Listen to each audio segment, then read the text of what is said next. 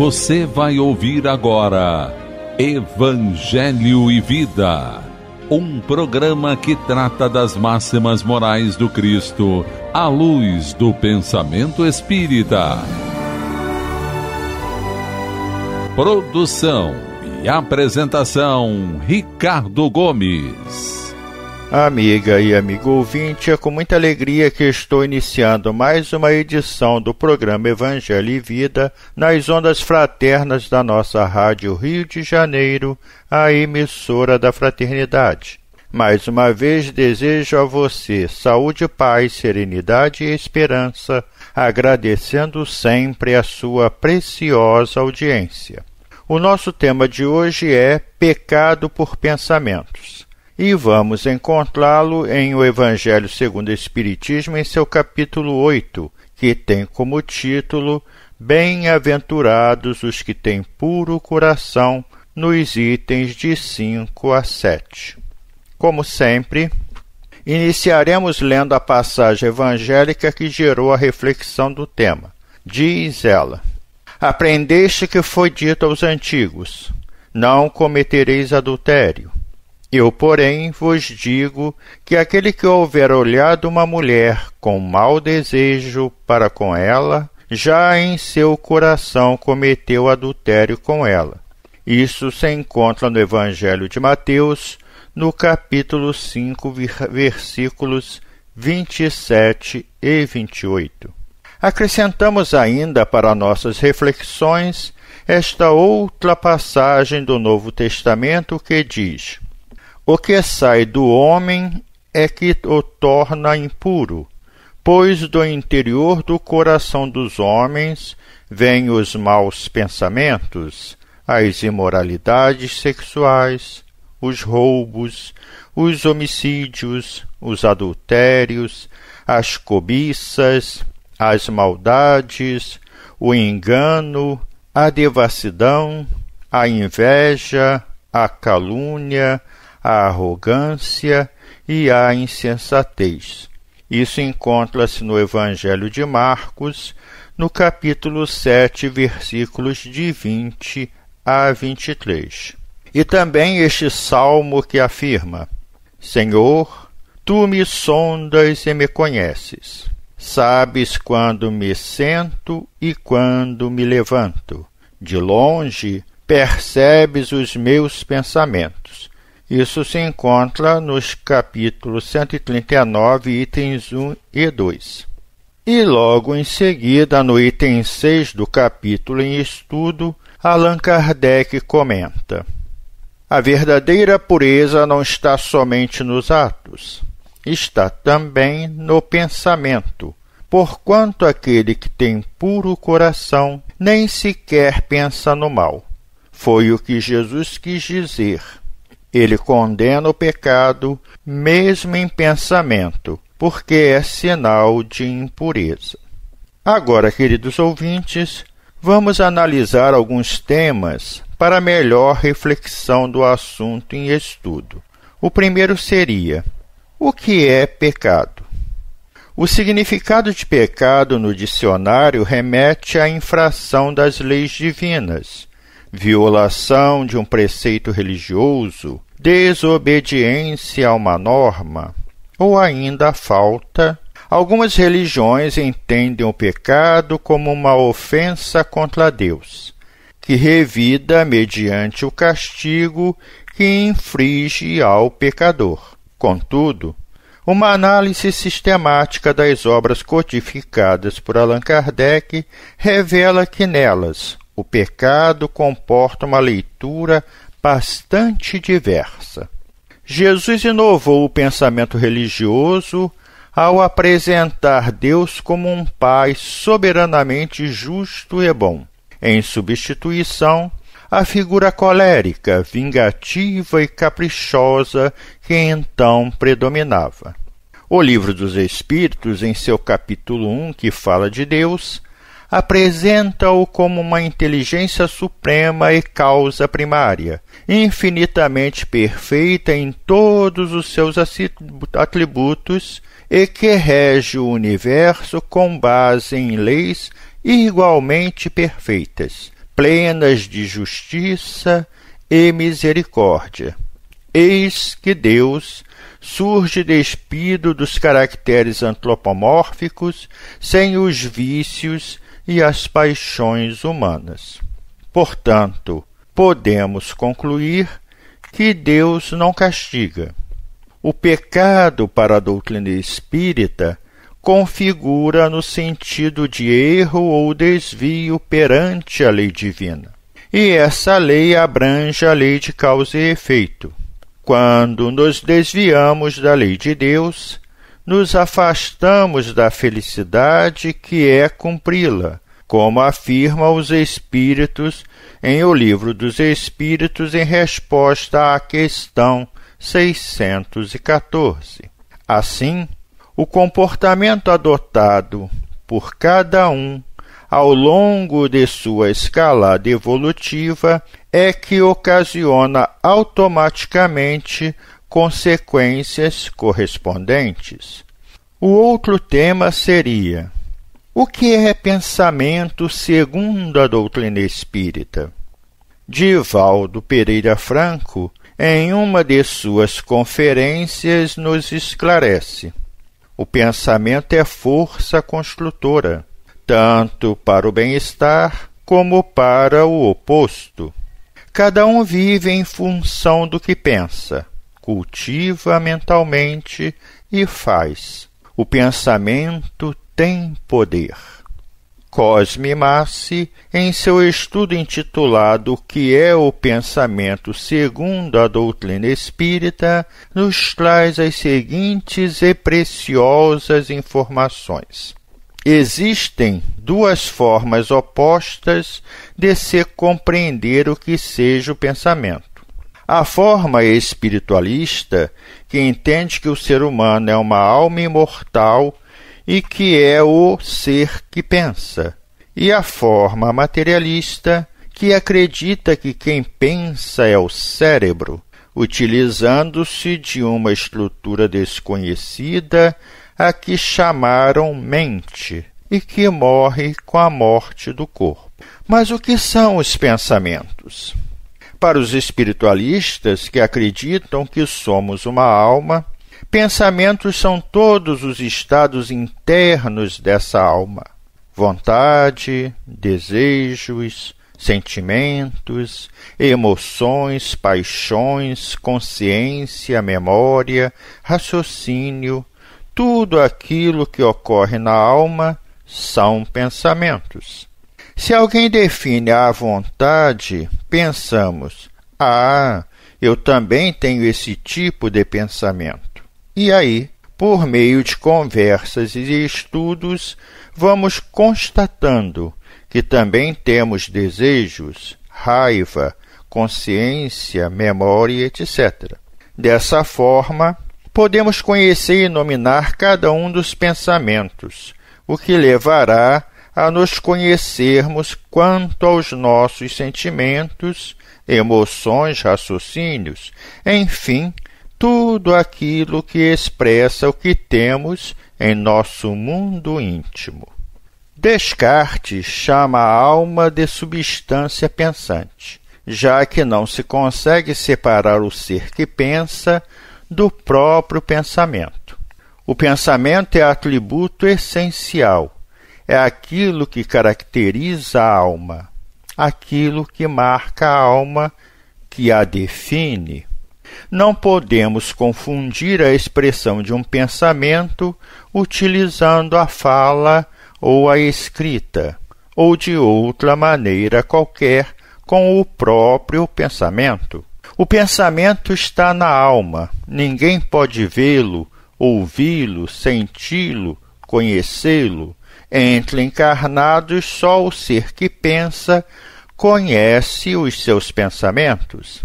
A vida intelectual reside no espírito, e somos almas inteligentes e imortais, e não corpos que morrem. Essa é a diferença essencial entre essas duas doutrinas, o espiritismo e o materialismo. Para ampliar nosso entendimento, vamos recorrer, queridos ouvintes, mais uma vez às obras da codificação espírita, iniciando pelo Livro dos Espíritos. Pergunta 833.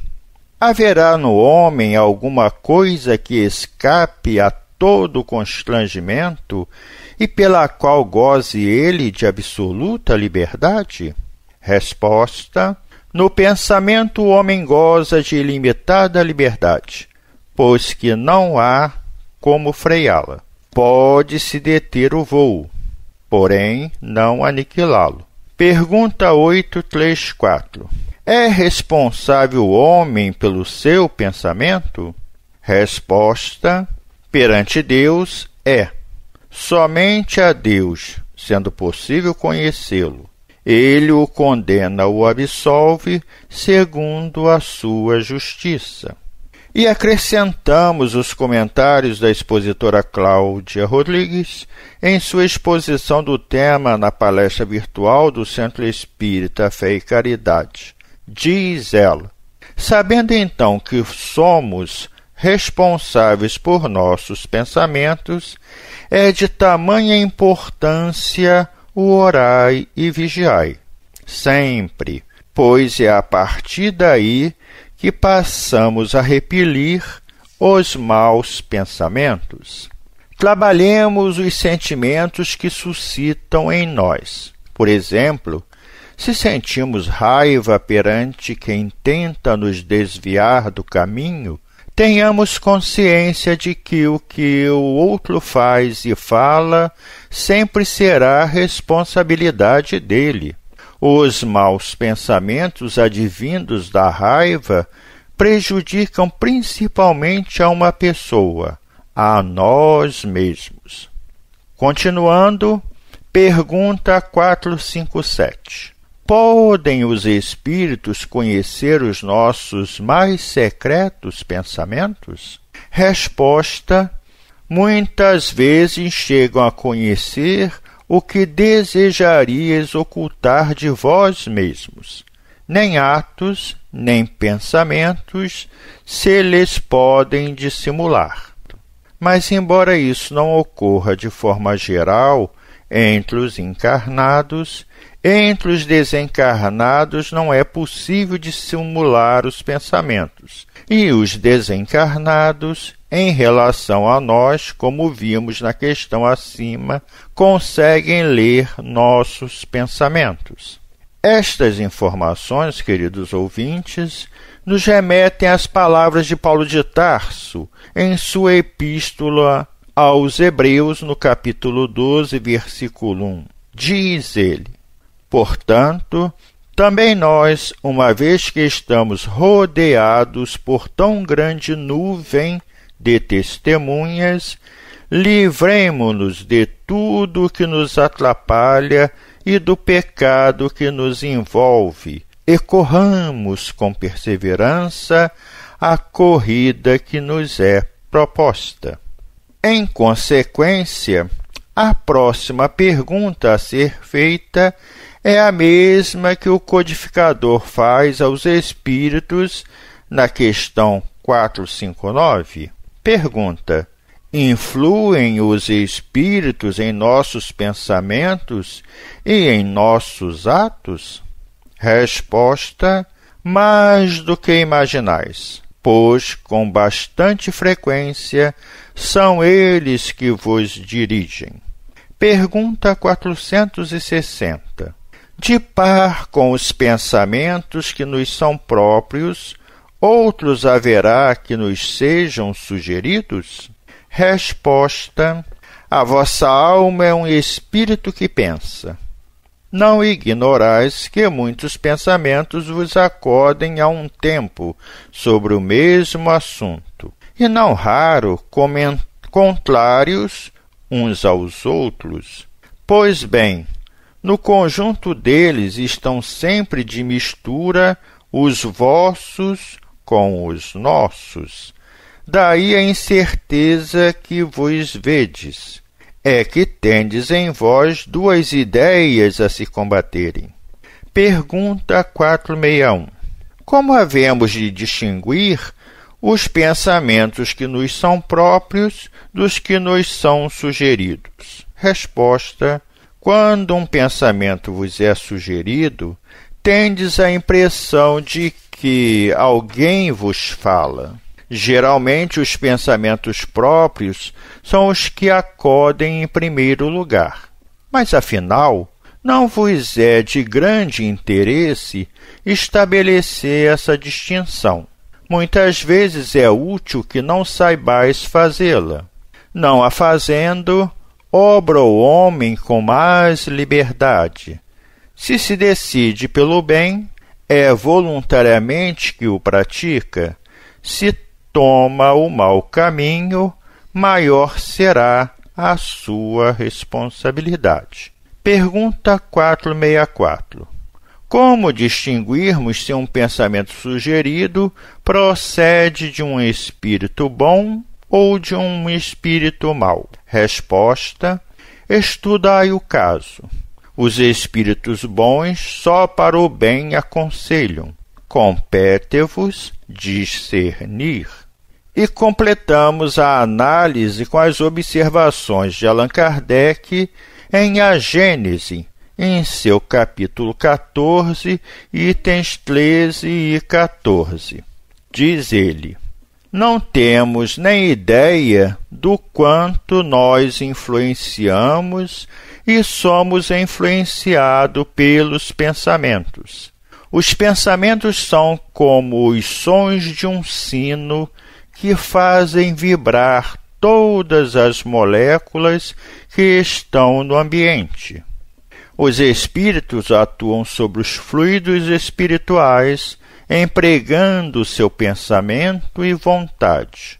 Os fluidos espirituais, que constituem um dos estados do fluido cósmico universal, são, a bem dizer, a atmosfera dos seres espirituais, o elemento donde eles tiram os materiais sobre que operam. Assim, para os espíritos, o pensamento e a vontade são análogos às mãos para os homens encarnados. Pelo pensamento, eles imprimem àqueles fluidos tal ou qual direção, os aglomeram, combinam ou dispersam, organizam com eles conjuntos que apresentam uma aparência, uma forma, uma coloração determinadas. Mudam-lhes as propriedades, como um químico muda a dos gases ou de outros corpos, combinando-os segundo certas leis. É a grande oficina ou laboratório da vida espiritual. Após refletir sobre os termos pecado e pensamento, entendendo como encarnados e desencarnados se influenciam, voltemos à questão inicial de nossos estudos, que é pecado por pensamento, com as explicações de Allan Kardec no capítulo 8 do Evangelho segundo o Espiritismo, quando diz: todo pensamento mau resulta, pois, da imperfeição da alma, mas de acordo com o desejo que alimenta de depurar-se, mesmo esse mau pensamento se lhe torna uma ocasião de adiantar-se, porque ele o repele com energia. Kardec também diz que depois que resistirmos a uma tentação sugerida pelo pensamento, nos sentiremos mais fortes e contentes com nossa vitória. Explica que, naquele que nem sequer concebe a ideia do mal, já há progresso realizado. Naquele a quem essa ideia ocorre, mas que a repele, há progresso em vias de realizar-se. Naquele, finalmente, que pensa no mal e nesse pensamento se compraz, o mal ainda existe na plenitude da sua força. Num, o trabalho está feito, no outro está por fazer-se. Deus, que é justo, leve em conta todas essas gradações na responsabilidade dos atos e dos pensamentos do homem. E acrescentamos as palavras de Cosme Massi, concluindo sua exposição do tema Pecar por Pensamento. Esta é a nossa meta: enfrentarmos a nós mesmos, trabalharmos na mudança dos nossos pensamentos, dos nossos desejos, para um dia atingirmos o estado daqueles que apenas desejam o bem, que apenas pensam no bem e que, portanto, só realizam o bem na plenitude de suas forças. Eis o nosso objetivo: nos tornarmos esse homem de bem que apenas pensa e deseja o bem. Para ilustrar e concluir nosso estudo, vamos ler uma página do saudoso Gerson Simões Monteiro, que foi presidente da nossa Rádio Rio de Janeiro, publicada no Jornal Extra em 14 de outubro de 2016, intitulada Controlando os Pensamentos. Você já parou para pensar sobre o poder da mente? E que o pensamento é energia, e essa energia atinge os outros? Se você não acredita nisso, basta verificar a telepatia, que é transmissão de pensamento de uma pessoa para outra, fato já comprovado pela pesquisa científica. E quando dizemos que o ambiente está carregado e pesado de quê? Das energias negativas transmitidas pelos pensamentos em desalinho das pessoas que fazem aquele ambiente. Então, por tudo isso, devemos tomar cuidado com os nossos pensamentos.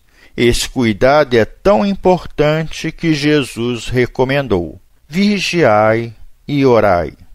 A vigilância do pensamento em primeiro lugar, isso porque, sabedor da realidade imortal da vida, antecipava a grave questão da ideoplastia que o Espiritismo estuda, ou seja, um pensamento fixo em determinada coisa gera automaticamente uma forma-pensamento, atraindo para nós as companhias espirituais correspondentes.